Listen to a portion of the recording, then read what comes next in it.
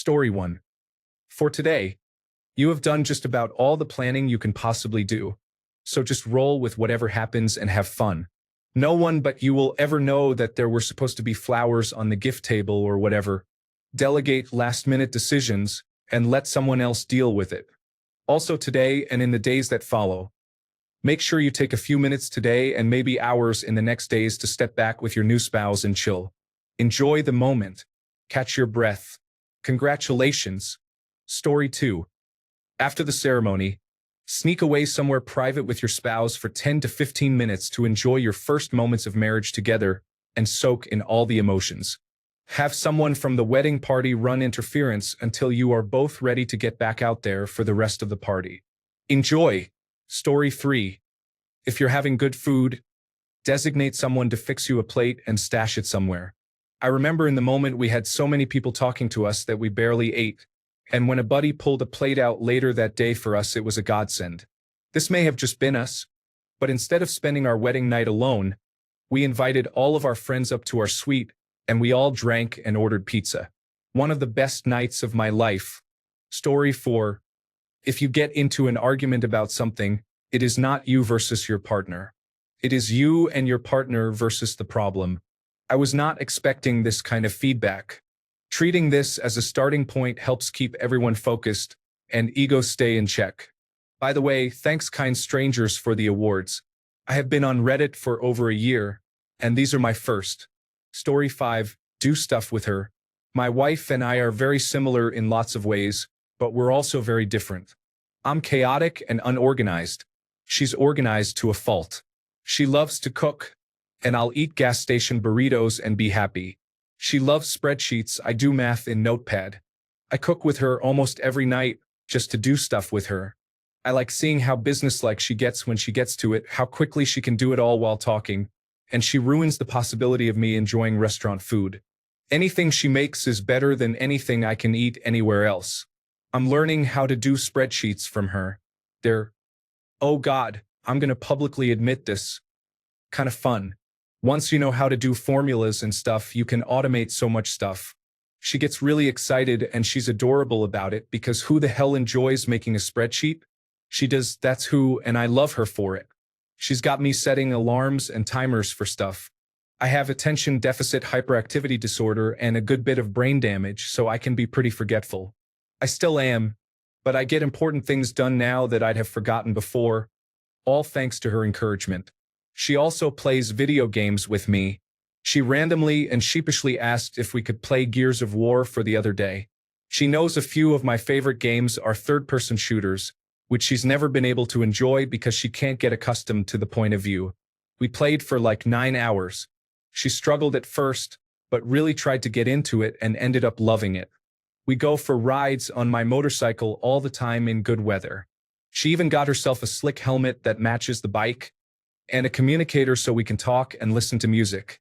She's way better looking than me, smart, clever, hardworking, and endlessly encouraging and selfless. All that stuff is awesome, but it's when it turns into action that I can really quantify how much she cares. We do stuff with each other. And sometimes when we do that stuff, even though it's for the other person just because we love them, and not because we inherently enjoy the thing itself, we end up loving doing that thing together. And we end up loving each other more because we do it. I also tell her she's pretty, like, constantly, and that I love her, and that I love how intelligent and hardworking she is, and how much I love her eccentricities, and that I love her. Did I mention I tell her how much I love her, like, all the time? She gets bashful and tells me to shut up, or calls me stupid. She's at least as emotionally stunted as I am. I'm just emotionally challenged in different ways. I love this woman, and she loves me. We also talk. She was really difficult to get to open up at first. She's the kind that sometimes needs a lot of time to process how she feels, gauge whether or not her issue is legitimate or just her being emotional. But even just a, hey, I'm upset at you for this reason, give me some time to sort it out in my head, is infinitely helpful. Communicate.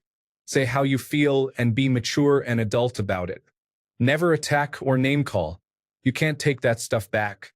If you can't approach a problem calmly, give her the finer points of your frustration and tell her you need time to chill.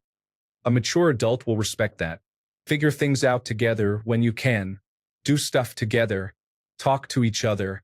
Learn from one another and about one another. Also, the taboo. Have as much sex as you can. In a world so obsessed with being politically correct, sex isn't talked about enough in a healthy way, but sex is healthy in a healthy marriage. To quote Raymond Holt, bone, yes, bone, vigorously, often, do stuff together, talk to each other, do this stuff often, rinse and repeat ad infinitum, edit. Man, you all need to calm down with all the positivity. Reddit's for pitchforks and politics, right? Cool. I'm literally brought to tears with all of your responses. As I lay here next to my wife, the woman who I hope has even an iota of an inkling of how much she means to me, she rolls over and puts her arm over me to comfort me as I sniffle into my pillow. She's fully asleep. She supports me in her sleep. Come on, man. But hey, quit it. I'm supposed to be a grumpy veteran, hard as nails or some such. Get off my lawn, or I'll turn on the sprinklers, or something. I'm not crying, you're crying. Story 6. Communicate, communicate, communicate. Honesty, shamelessly. Don't leave your spouse guessing what's on your mind. Don't be guessing what's in theirs. Implying, assuming this stuff is a recipe for disaster. Story 7. Congratulations to you both. My advice. Your partner cannot read your mind, and you can't read theirs. While this may already be the case, continue to work on how you communicate with each other. Part of this is acknowledging your own feelings about things going on and being comfortable expressing those feelings with your partner. There's no use in bottling it up. My wife and I clashed for a while because we weren't communicating the right way, but after investing some time and energy into those skills, it has gotten a lot better. Not everything has to be or is a conflict. It can just as easily be a conversation. Just be sure that you have patience for your partner. And some advice we got from an older couple on our honeymoon: when it does come time to fight, fight fair. Story 8. First of all, congratulations, brother. Today, don't get so drunk that you can't remember today. Today is about both of you, and if someone acts foolish at your reception, ask them to leave. Days following, don't stop working on yourself. Now that you all are married, it doesn't mean you have to spend every waking moment together. Time to yourself is important, so don't feel bad. Arguments aren't about winning or losing. They're about resolving the issue. If physical intimacy is important to you or her, it should be prioritized by both of you. Story 9. Together 22 years, married 14. The wedding day. Forget the traditions of throwing the bouquet, being named Mr. and Mrs. whatever, and the demands of the families. Just enjoy the day and celebrate yourselves. The next few months. Work, friends, and everything else take a back seat to the time you spend together building a solid daily marriage routine and foundation. Build up the good days for when things get tough. The most important thing is respect for each other and talking even if it hurts. Story 10. I just got married on Sunday, also 25. We didn't have sex that night. We ate popcorn. I pulled no less than 72 bobby pins out of her hair, and we passed out. Try to get a slow dance with as many people as you can. I danced with both of my new sisters, 18 and 10, and that was very special. I danced with my mother-in-law, my grandmother, and 2 aunts. It will mean the world to all of them. Thank as many people as you can during the reception. All those people are there because you asked a question on a knee, which is kind of a weird feeling, but be sure to pay attention to that because it's a cool feeling. During the ceremony, don't be afraid to cry. Cry when she walks the aisle, cry when you say your vows, cry when she says hers. Don't hold that back. You're allowed to have feelings. In fact, you're almost expected to have feelings. If you drink, have a groomsman or a best man or someone make sure that you're drinking sufficiently. Also, it's a good idea for them to cut you off when you need it. The most important thing here is to enjoy it. When dealing with all the guests and dances, don't forget to get some more dances in with your new wife. The night will feel crazy and hectic, but once you are in each other's arms, everything slows down and you can breathe. Do that because it's the same for her. Story 11. If you're making a speech, be sure to look at your wife and compliment her. mentioning how lucky you are to have her and how beautiful she is. Then, thank everyone for being there to support both of you. Keep it short and simple, but don't forget to acknowledge her. Story 12. Every time you feel you are giving more of yourself to the relationship, stop and think about how much hard work you are. Never stop appreciating everything she does. And she will too. Story 13. Never underestimate the value of a compliment, even if they do not take it. Mentally be prepared that you will one day experience them on their worst day, and that day could last a long time. Be patient and tolerant. Do not stop dating. You are a partnership. Contribute as equals, just with different skills. Story 14. The only thing that changes going forward is your legal obligations. Marriage didn't really affect relationship dynamics. Kids are the real game changer. Story 15. It goes by in a flash.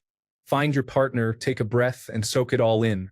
Also, eat first and enjoy it, but the second you are both done, go around to your tables and do your thanks for coming rounds. Everyone will be so busy eating you won't get pulled into a 20-minute conversation, and you can just enjoy the rest of the night not having to worry about whether you talk to everyone or not. Congratulations. Marriage is work. Today you're punching in. Story 16. You are a team now. Your time is no longer fully your own. That's not a criticism. It just means you have to realize your partner has a right to some of your time. There are many things you've always done your way, and you will have to learn to do things our way. That is, find a way that suits both of you. There will be some lines you refuse to cross, some things that you will not compromise on. Try to keep them as few as possible. The most important person in your life now should be your wife, not your mom or brothers or dad. This will change again when you have kids. Marriage will change you, and for the better. It's one of the last stages of growing up. You will discover childish aspects of yourself you never realized. Let them go. Best of luck. Story 17. Hey man, I work at a wedding venue, and I have a bit of advice for you. Just enjoy your day. I have worked over 200 weddings, and the happiest couples I have ever seen are the ones that roll with the punches. We once had a wedding where there was a once-in-a-century storm. Our power went out, and then so did our generator, so we had to improvise, and we ended up in our storage barn. It was crazy and unexpected, and I would have expected the bride and groom to be furious, but they were not. They were so happy to be getting married, they did not care about all of the obstacles, and that is the marriages that work. I am sorry this turned into a rant, but my point is, just remember that you are getting married because she is your soulmate. None of the venue, flowers, or foodstuff matters. Enjoy your day, my man. Story 18. Make today very special for her. It's a big day for you, but I promise, this one will stick in her mind as one of the happiest memories she'll ever have. Do what you can to make it so. From the marriage on, cherish every smile she has. Be her rock when she's down. Don't lie to her. Respect her. Be loyal to her. A woman is beautiful not only on the outside but on the inside. Make sure she knows that, especially when she's vulnerable. Story 19. As a man just coming off my first wedding anniversary, kudos to you for reaching out and asking for advice on this momentous day. To reiterate what everyone else has already said, which makes me optimistic that there are so many men on this site with positive marriages. Enjoy this day and let whatever happens happen. It's a party that you guys are hosting, but it's also a party thrown in your honor, so all the stress and planning need to be out the window. Don't overthink the sex. It doesn't need to be the absolute most romantic session of her life. Save the show-stopping for the honeymoon.